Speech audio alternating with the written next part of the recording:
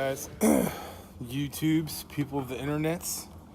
I went up in the woods yesterday to help this guy that I work with do some welding, and was crawling around on a 370 link belt they got up there for a Yoder, and I had my old reliable Miller Infiniti, and it turns out I knocked it off the tracks on accident, up on top of the tracks.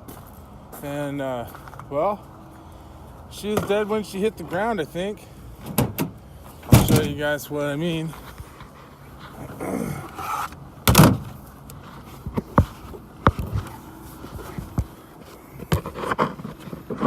Okay. So, turn up the sensitivity. Oh. So, yeah, there you can see it. Cracked the screen. So I was looking it up last night on the internet. It's $255 for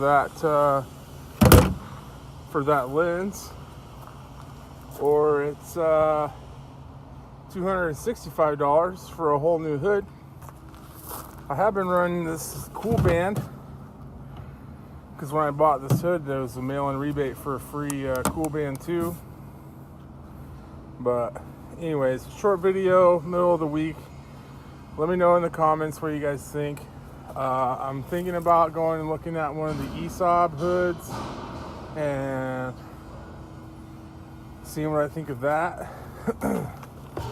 Or I'm thinking about just getting another Infiniti.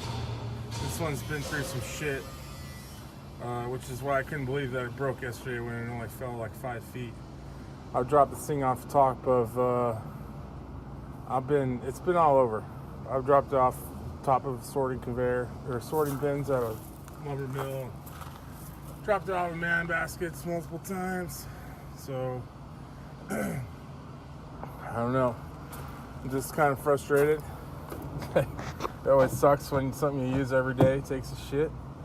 So I guess we'll be onto the old pipeliner with the weld porn auto lens in it.